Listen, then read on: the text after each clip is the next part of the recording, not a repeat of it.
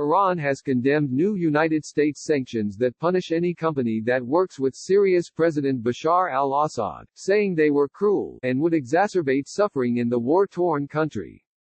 On Thursday, the leader of the Hezbollah movement also denounced the restrictions, calling the move an American attempt to starve Syria and neighboring Lebanon, which share close financial relations. The Caesar Act came into force on Wednesday with the first designations targeting 39 people or entities, including al-Assad and his wife Asma. More. Iran does not respect such cruel and unilateral sanctions waged as bullying and considers them to be economic terrorism against the people of Syria, said Foreign Ministry spokesman Abbas Mousavi. The sanctions were against international laws and human values and would only exacerbate the suffering of Syria's people amid the coronavirus outbreak, he said in a statement. Mousavi vowed Tehran would maintain its economic ties with Damascus.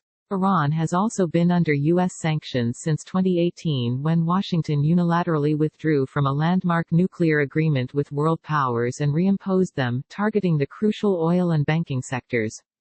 The Caesar Act is named after a Syrian former military photographer who fled in 2014 at great personal risk with 55,000 images of brutality in al-Assad's prisons.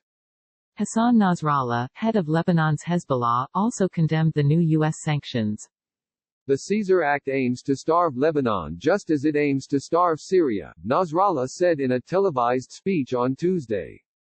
Syria has won the war, militarily, in security terms and politically, he added, describing the Caesar Act as Washington's last weapon against Damascus. The U.S. law targets companies that deal with al-Assad's government, which Hezbollah, Iran, and Russia support in Syria's 9-year conflict. It imposes financial restrictions on the Damascus government to compel it to halt attacks on the Syrian people, and it is expected for the first time to target Russian and Iranian entities active in Syria.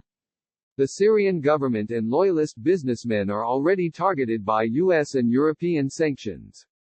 After 9 years of war that has killed hundreds of thousands of people, Syria is mired in an economic crisis compounded by a coronavirus lockdown and a dollar liquidity crisis in Lebanon, a major conduit for government-held regions.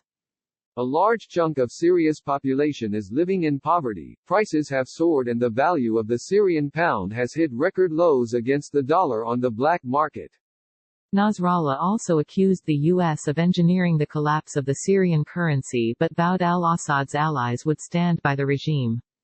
The allies of Syria, which stood by its side during the war, will not abandon Syria in the face of economic warfare and will not allow its fall, even if they are themselves going through difficult circumstances, he said.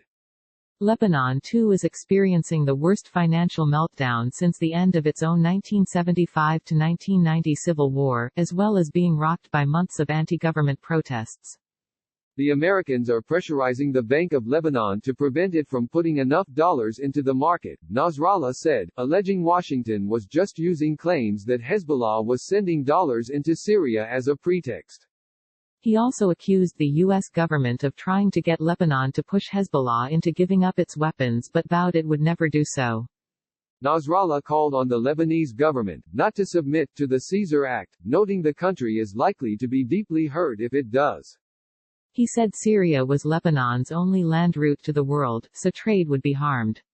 Losing the land route with Syria would force Lebanon to turn to Israel, which Nasrallah suggested is the aim of the U.S. sanctions.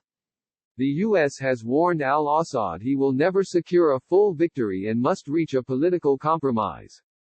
Kelly Craft, the U.S. ambassador to the United Nations, urged him to accept a Security Council resolution calling for a ceasefire, elections and political transition along with UN-led talks.